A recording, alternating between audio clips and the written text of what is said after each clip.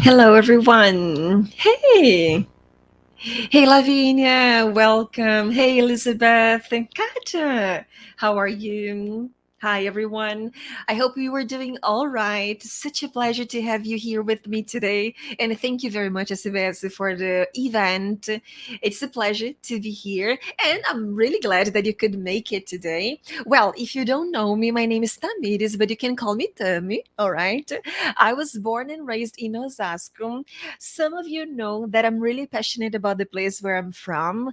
I live in Osasco, which is known for hot dogs. I don't know if you know, but Osasco is known for the capital of the hot dog. If you pay me a visit, I can take it to a very good hot dog stand. So then I've been a teacher for over 10 years. Actually, to be more precise, this year it's been 12 years since I delivered my first lesson. And it's a pleasure to be here with you. I'm a teacher trainer as well. I've been training teachers since 2018, and today I'm here to share with you one of my favorite topics, which is about A1 learners. I don't know if you like this level, but I know some teachers tell me, Tammy, I guess this is the most difficult level to teach. Actually, I've got two levels that I really, really like, A1 and C1. It's kind of controversial, isn't it? But then I hope that you have some fun with me this afternoon. If you wanted to include any comments, I promise I'll be presenting and then I can take a quick look at the comment session over here. All right? So let's get down to business. Actually, before we talk about the A1 learner profile and what it takes to teach this level, I'd like to invite you to think about learning as this journey and some things that we need to consider in order to take our students to this journey and to make it a bit more smooth for them.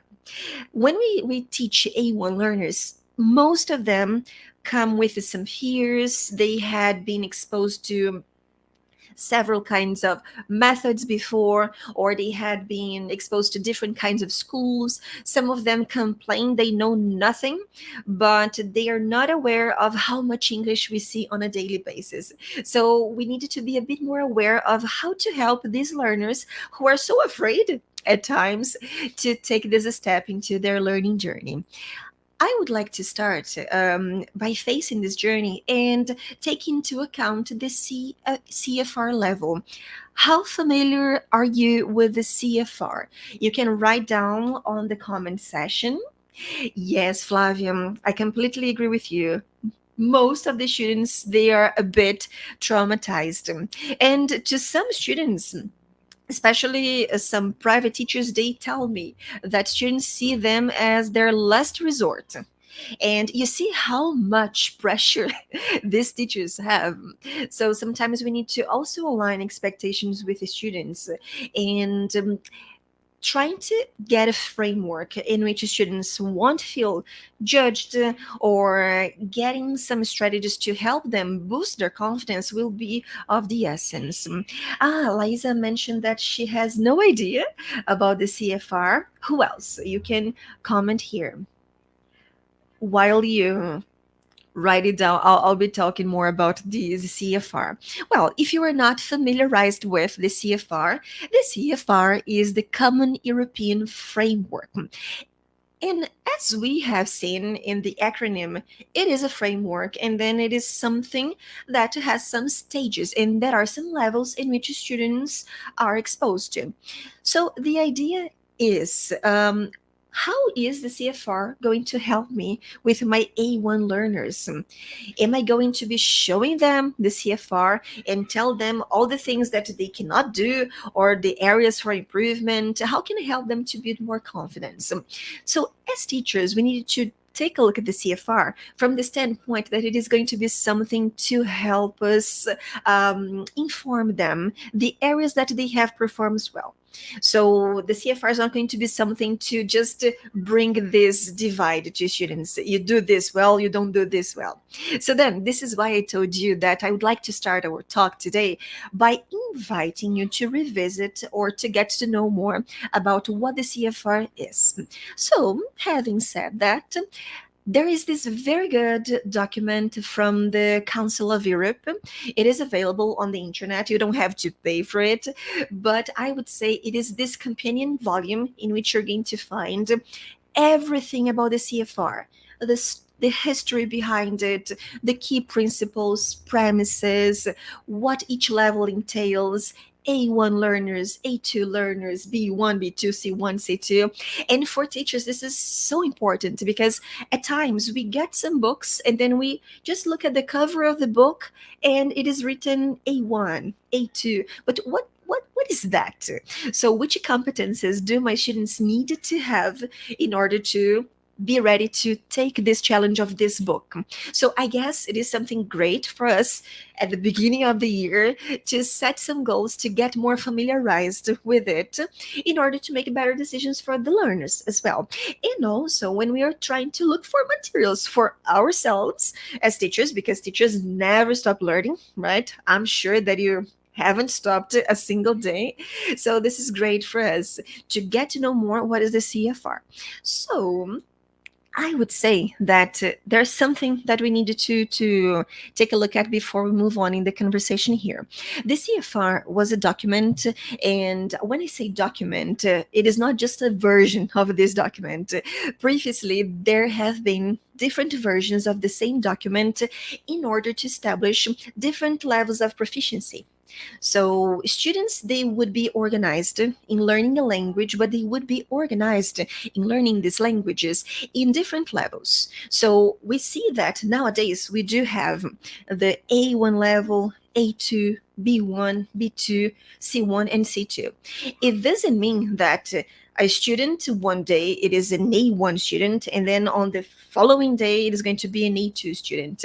It takes some time, and then it takes some topics for students to be exposed.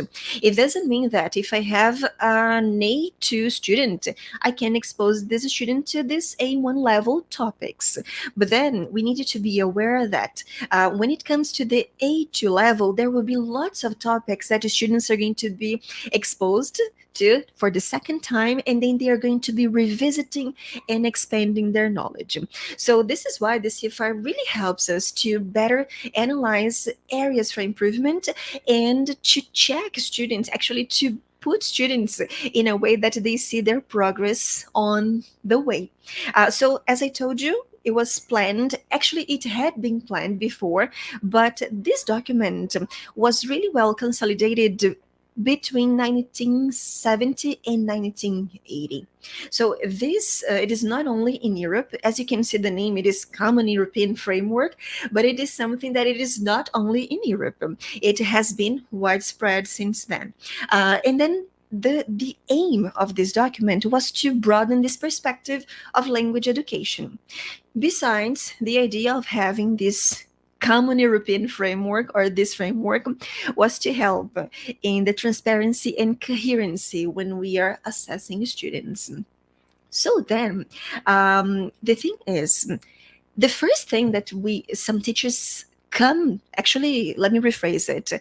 The first thing that comes to mind when I show the CFR to some teachers, they believe that it is only about assessing. But assessing is only one of the pillars for the CFR. The main pillars would be learning, teaching, and assessing. So here we would help the students to better understand their learning process and the topics that they need to be exposed to. This would help the teachers to teach the students in a better way, and then And the last one would be assessment. So it is not only for this perspective of testing students. So then, the CFR views language as this vehicle for opportunity and success in social, educational, and professional domains. So it is not only for students to acquire the language, but the way that they deal with the language on a day by day. So social, actually, the CFR also encourages teachers and students to use the language in social contexts. So students are also developing social skills when it comes to learning a language. And at times, I don't know if you feel this way, we focus too much on what they are learning. For instance, there are students that they tell me, "Tell but I've already learned the past." And then I take a deep breath and then I say, all right, you have learned the past, but what about using the past in this social situation, in this social interaction? So we really needed to remind students that learning a language is not only learning the structures or the chunks, they also need to know how to behave. So this is a very good perspective for us teachers to see and to use the CFR. So here, there's something very interesting about the CFR, which is the can do's. Are you familiarized with the can do's? Have you ever heard of it? While I think about this question, I'm going to take a look at some of the comments. Eduardo, couldn't agree with you more. Aligning expectations may be also very effective in order to lower effective filter. Definitely, Eduardo. I call actually when I receive my students. Most of my students are adult learners, and I have a day zero with them, especially if they are A1 students. For this day zero, what I usually do is I talk to them. We had previously talked because I've got this onboarding with them. So then we have a needs analysis moment. I talk to them about their abilities. I ask them about how they were as students at school, which subjects they liked the most. And then I try to align expectations. So in 6 months from now, how do you see yourself studying English? Some of them, they come with that speech saying that, Tami, I wanted to be fluent in 1 year. So then we need to align expectations. Eduardo, couldn't agree with you more. Couldn't agree with you more. Yes, it does take time as well, Eduardo. Yes. And these learners' skills, they may vary. And this is why when we get to the CFR and then we see the descriptors, we need to be aware that some learners, they take some time to master some skills. For instance, some learners, they take more time to master the simple present. It doesn't mean that they're going to be just studying the A1 level for ages. For instance, I do have some students that are B1 students going B2 that they still make some mistakes. Okay, because it happens, mistakes they happen on the way, used by using third person. So we needed to accept that taking learning languages take time, right? And as I've asked you about the can do's, we are going to see what is the connection between the can do's and nurses and teachers. Do you have any idea? I'm going to give you 45 seconds to write down on the chat here. What is the connection between nurses and teachers when it comes to the can do's? Yes, I'm reading some of the comments here, Eduardo. Precisely, precisely. Yes, some teachers focus too much on grammar, structure. Yes, definitely, definitely. Oh, hey, Barbara. Good afternoon. Nice to see you here. Nice to see you here. Hey, Italy. Are you all right? So, while you think about the connection between the teachers and nurses and the can do's, I'm going to show you what this idea of the can do's come from. The can do's, they are descriptors that they describe the competences students they have. But then, before I show you some can do's, I'd like to show you what is the connection between nurses and teachers. This idea of calibrating can do descriptors originally came from the field of professional training nurses. Did you know about that? They came to the conclusion that tests were not very helpful in assessing a trainee nurse's competence. So, what was needed was a systematic, informed observation by an expert nurse, guided by short descriptions of typical nursing competence at different levels. So, here the idea was not to test what learners did well or not. But then, this idea of the descriptors of what was expected from that nurse at that level was way better. And this idea of this can do approach was transferred to language teaching and learning. So, remember that I told you that this document was compiled around 1970, 1980. So, this idea of the can do's was transferred to learning the language. So, this way, students were seen as human beings who were progressing and developing their own strategies that they would be able to perform well or not, to show areas for improvement that which wouldn't undermine their production. You see, so it would be very different from just a testing. He passed or she didn't pass, but then the idea of to see what students were able to perform. So, not to working on students' deficiency. So, here I brought to you some A1 can-dos. Um, can you guess the words that I have covered? Any ideas? Hey, Gladys. Gladys here as well. Hey, Katya. Good afternoon, everyone. Yes. Gladys, I completely agree with you that nurses are a bit strict as well. They are. They are.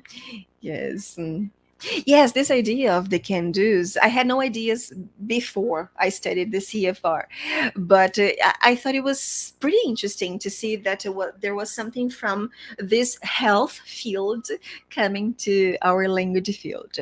So then I brought some of these can do's for us to analyze today, and this is basically what a A1 student can perform well. So I covered some keywords for us here today, and then I'm going to show you them. Look at the words that I had highlighted. A1 students can understand questions and instructions addressed carefully and slowly to him or her and follow short, simple directions. You see, so the keywords are here: carefully, slowly, follow. So you see that some students at the very beginning or as A1 learners, they really wanted to understand things really fast. And at first, they do complain that when they are watching a movie, they can't understand. But then some students, they also are not aware of what it takes to be an A1 learner. So, by showing students what is expected at that point, might help you, as Eduardo had mentioned, to align expectations. So, teachers can also take informed decisions when bringing some materials to learners and also assessing if their own lessons they are according to the level. Because we do tend to make some mistakes in choosing some material, but we don't grade the language the way that it is supposed to help learners. The idea is not for you to just use A1 materials, but even if you are using authentic material, you should be able to get the material in a way that you don't grade the material, but you grade the language that you're going to be exposing the student. So you can use a snippet from a movie, but you, as this is an A1 learner, you are not going to ask this learner to focus on lengthy exchanges. You're going to ask him to recognize a number or to recognize directions, recognize personal information. So you can You can work with authentic material for A1 learners, but the way that you're going to deal with language is going to be way different. So here, another thing that it is very interesting, it is to check and to share with the students as a checklist what they can perform better. So week by week, referring them back to the can do descriptors might help you to also make learners better understand the lesson objective. So for instance, if students they complain that you are exposing them to the alphabet or to numbers or to personal information exchanges, tell these students how important it is for them to master this by the end of the A1 or going to an A2 level. Some students they struggle with getting personal information or to filling in forms. So I do have to constantly remind them that it is also part of their learning process to be exposed to those situations. So then, as teachers, getting the descriptors and being more, empowered with them might help us to make better decisions. That's why I wanted to share with you before we moved on a little bit. So then I have to share this quote with you. Some teachers, Eduardo and I, we're like-minded today. Eduardo mentioned that some teachers they focus too much on grammar, structure, and some teachers have beliefs when it comes to learning and teaching the language. For instance, some teachers they do believe that the students they needed to master simple past in order to be exposed to present perfect. I'm sorry to bring this news to you, but you don't have to. Actually, students they don't have to fully master the simple past in order to be exposed to present perfect.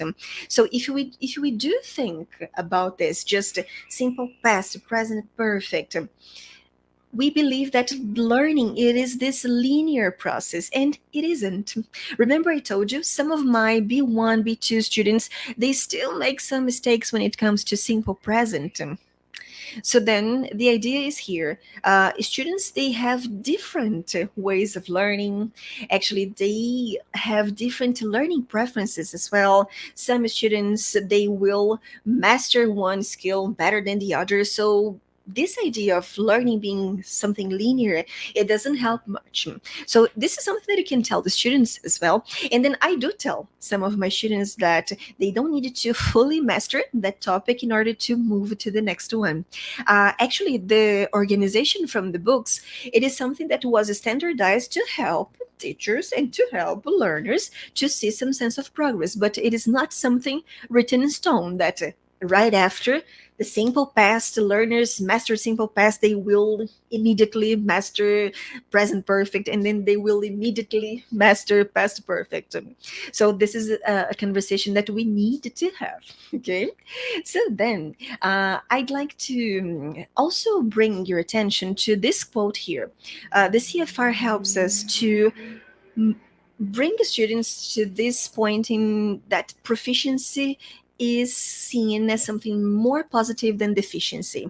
This is why working on the can do's might help you to help your learners to see their sense of progress, and for teachers as well, because then teachers if they focus more on can do's, chances are that you're going to give a way more positive feedback for learners as well. Then I would like to also bring something for you here, that this CFR action-oriented approach represents this shift away from the syllabuses based on a linear progression. Remember, I told you about that learning is not linear, right? So here, the CFR brings us to these syllabuses more based on needs analysis oriented towards real life tasks. So here students we needed to help them to see the purpose in doing those activities. So I always ask my learners when I'm teaching numbers or alphabet or describing routines or even when it gets to the simple past, how can you apply into your daily life? How would you use at work? Can you give me one example at work? Do you use numbers at work? Give me one example. So then they see this real life applicability of the subject they are studying. So I usually start my lesson with a lesson objective, and from this lesson objective, we brainstorm some situations in which they would use that point. So, for instance, exchanging personal information. That's if I start my lesson with exchanging personal information, I get to the point to see at least three situations in which they would use at work, at school, if they go to an exchange program. So I try to board their contributions, and then we organize in a way that if they don't know how to say, I encourage them to use the expressions, how do you say? Or teacher, how do you pronounce? So I try to build this confidence with my students so they feel free to ask me the questions. So I really try to get from the lesson objective and to brainstorm some ideas with them so they see that real life applicability of that. So here, having said that, now that we know a little bit more about the CFR, I'd like to tell you something about the other levels. And this is a quote from the document that I've shown you when I first started. Like the colors of the rainbow, language proficiency is actually a continuum. Yet, as with the rainbow, despite the fuzziness of the boundaries between colors, we tend to see some colors more than others. So, when students are transitioning to the A2 level, we still see some of the characteristics of an A1 learner, but we can see more the other colors. We can see more the other step into the CFR. So it doesn't mean that an A1 learner, it is just an A1 learner. We need to help students to transition to the other levels. And then I brought to you here the levels if you're not familiarized with them. And teachers often ask me, Tami, do I have to use a particular teaching methodology to apply the CFR? Not at all. Um, and then I brought this quote from that document that mentions here. The CFR raises questions rather than giving answers. Okay, it does not prescribe any particular pedagogic approach. So here it is, you can apply and try to use the can do's with whichever methodology or approach that you use. The idea here is not to just sell one methodology or one approach, but within your approach, you would be able to apply the can do's. So here, after we have seen a bit more from the can do's, the same document brings that this overall language proficiency entails different competences. We have the general competences that involve different kinds of knowledge, such as the knowledge from the language, the ability to do, act, speak appropriately, social skills, learning to learn. As you can see, the overall language proficiency, it is not only one thing. So when we get students into different boxes of the A1, it is something way broader, it is way bigger, because it also involves different kinds of communicative language competences, such as the linguistic competence, social linguistic, and pragmatic competence. And we do have the other competences such as communicative language activities, communicative language strategies. So you see that the person who aims proficiency, it is way more than learning structures, as Eduardo was mentioning for us here before. So here, no worries if you can take a picture of it, but in that document that I told you about, there's everything, and then you have examples of reception, production, interaction, mediation as well. Okay. So then, moving a bit, we're going to focus on some skills that we also needed to take into account for our A1 learners. Social skills, if you were not aware of what they are socially, I'm going to put here, social skills are socially appropriate learned behaviors that facilitate positive communication and interactions with other people.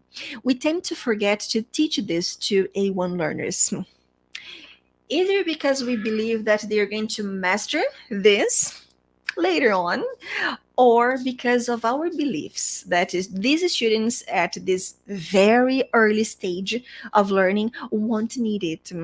I don't know if you have ever experienced this. Some students at the first level, especially A1 level, they feel a bit shy to react, or they feel a bit shy to practice their pronunciation. Something that I usually do with my students at a very, very low level is to practice on turn taking, inviting the other people to join the conversation, and reactions. So I usually teach them to react from the day zero, like saying, "Oh, really? How nice! How cool! And you? What about you?" Because we needed to plan for this moment as well. Students are not going to be just reading dialogues by reacting to "Good morning." "Good afternoon. How are you? Where are you from?" So I make sure I teach them some starters such as "so," "well," to help them to build this competence as well. And besides social skills, we are also practicing on their linguistic. We're helping them to build on their linguistic competence. Linguistic competence implies that grammar and vocabulary should not be taught in isolation. Instead, they should be introduced within themes and topics.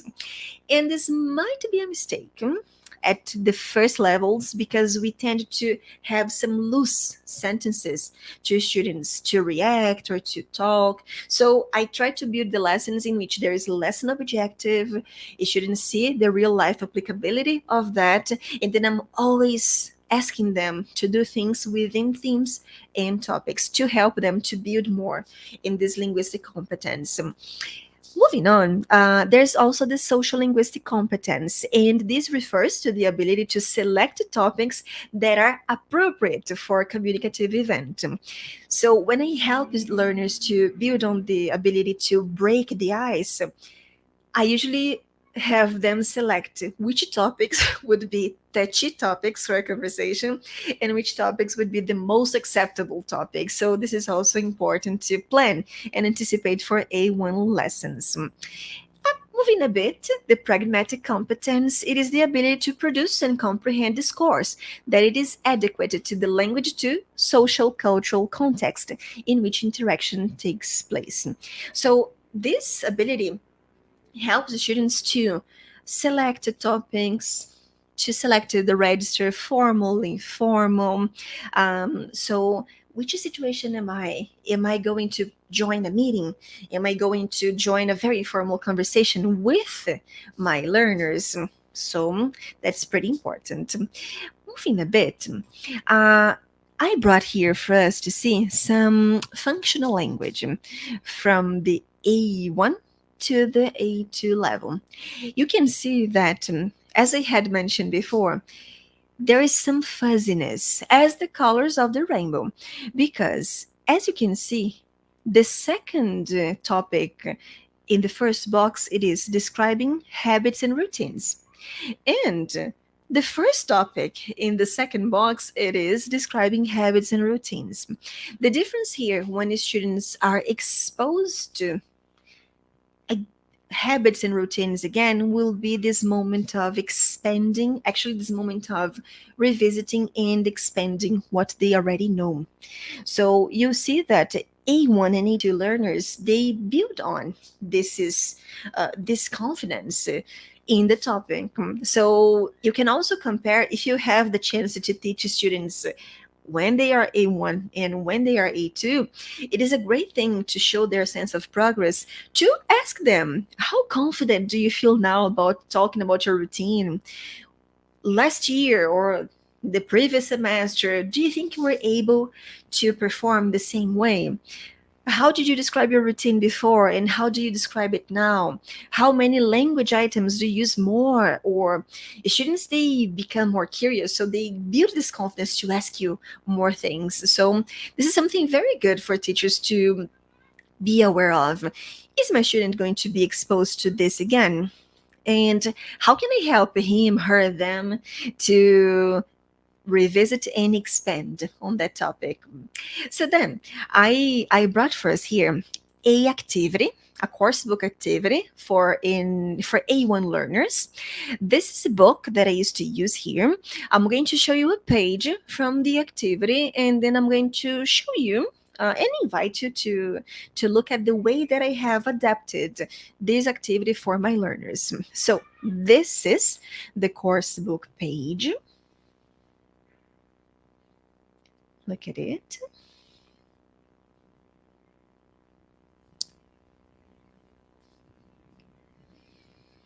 You see, the title is about grammar, verb be, WH questions, and there was the language in context. Listen to the conversation, complete the sentences below.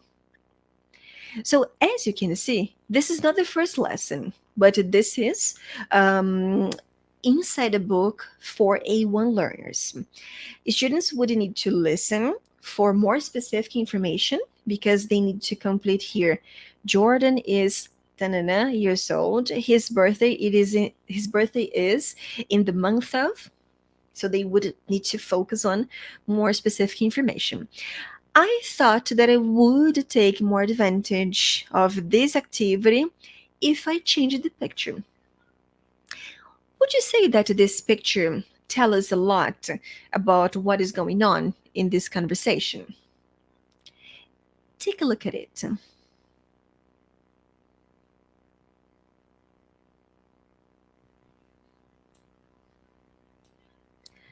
going to let you look for a minute.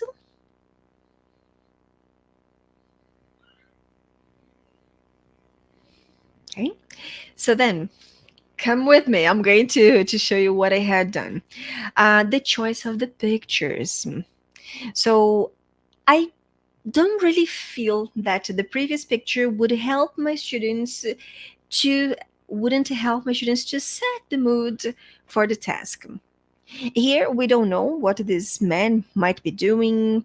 Is he a student? So, I really wanted to set a context for students to listen to, and also to help them to activate their previous knowledge or to relate to the picture. And as a Brazilian teacher, I thought it would be great for me to look for pictures that portrayed a more diverse environment. So I got this picture from a website that I like very much, which is Nappy. It is NAPPY.com. It portrays pictures of Black people in different situations. So we do know that it is difficult to find more inclusive and diverse pictures. So that's a website that you can go for. And you can use the pictures there because you're not going to pay for them. So then I decided to change the picture at first. And then I decided to break the activity down a little bit. So, first of all, I asked the students to write 5 keywords to describe the picture. So, I'd like to set the mood and then to work on the word level first rather than the sentence level. Moving a bit, this is, oh, by the way, this is a screenshot from this lesson that I had taught. As you can see, my student wrote, two people. This her interactions are the purple interactions.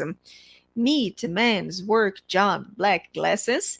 And she asked me what would be the difference between man, and men.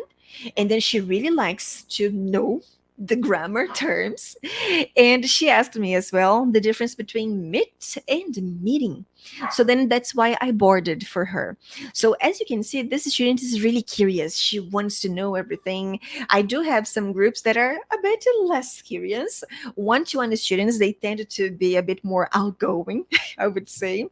But she asked me about it. And it was way better for me to set the mood for the activity like this rather than just referring her to that picture. Moving a bit, what we did was I introduced the context.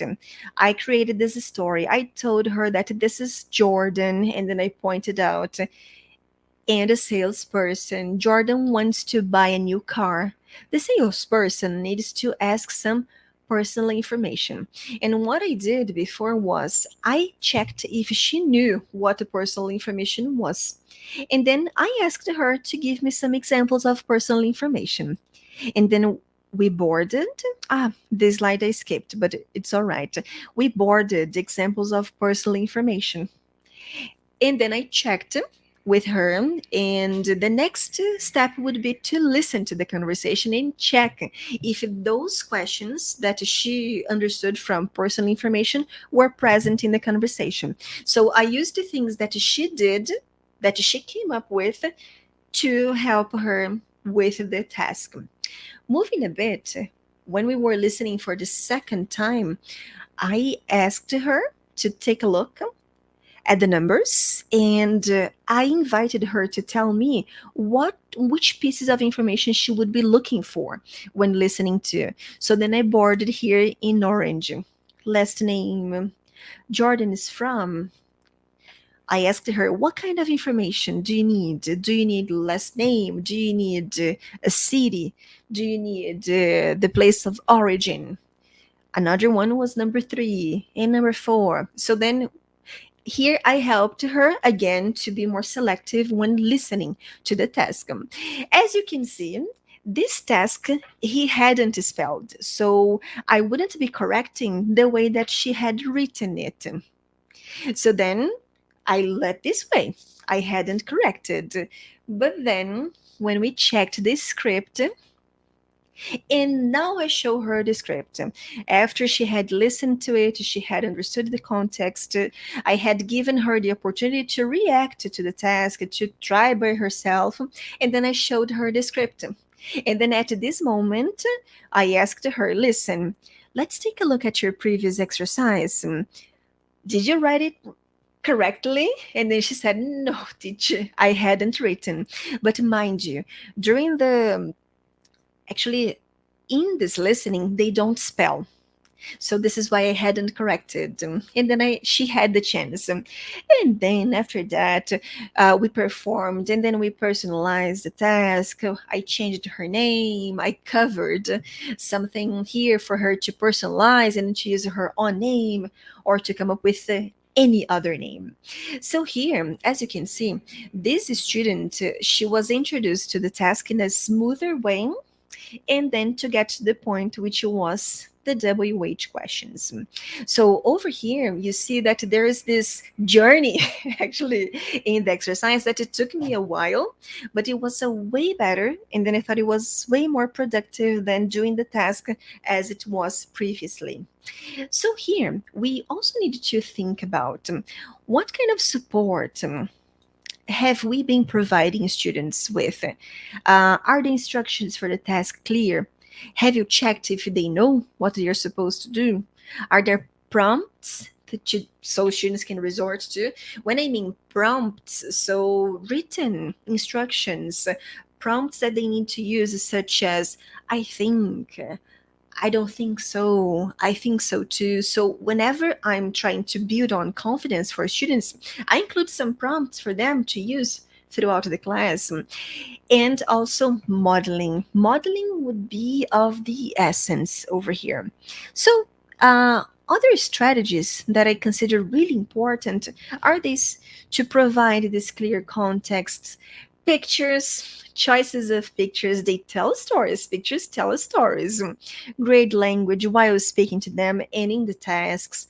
Provide prompts that I had mentioned before. Avoid those open-ended questions such as, what do you think? What's your opinion? Going for more, checking questions such as, do you? are you? Is he from Brazil? Is she from Brazil? Just to avoid asking vague questions for students. And as I have mentioned, to favor this yes no questions for learners. So here, we demanding high or demanding more from students has also to do with the kind of support that you provide them with. So how can you demand higher from your student if you haven't scaffolded that way? Actually, if you haven't provided enough support for them to build. We also needed to provide students with something that I believe it is essential, which is thinking time. Some teachers, they can't handle silence in class all the time. I struggle with that as well, but I do provide this moment for my students to think. So I usually tell them, you have 30 seconds to think. And for 30 seconds, I'm not there. And then I ask their opinion. They need this time to come up with their own hypothesis. They do need some thinking time. Okay. Let them rehearse. Whenever you ask them to perform any speaking activity, okay, and talking about speaking, don't forget about providing them with thinking time. Let them rehearse. After they have performed, give them feedback, ask them to redo the task. This will be essential. And modeling. So I guess if we take into account this, and then if when we anticipate those moments for students, we I'm not saying that this is the recipe for success. Okay, everyone has a different way of, reacting or building their lessons. But I'm saying that there are some strategies and some activities that we can grade, or we can anticipate some difficulties from A1 learners. And then I really wanted to finish my session today with some ideas for you, some competencies that A1 learners they needed to work on, such as for strategic competence, establish contact with people using simple words, phrases, ask someone to repeat, say it slowly. So here it is a bit of a profile of an A1 learner. So it might help you to assess the materials that you have been using or the classes that you have been planning. And I'd like to thank you so much for receiving me today. It was a pleasure to be here. If you wanted to get in touch with me, that's my Instagram and that's my email as well. If you want to receive these slides, just email me at simplifica.consult@gmail.com. Thank you all so much for being with me today. And then I wish you a semester full of accomplishments. Thank you all very, very much.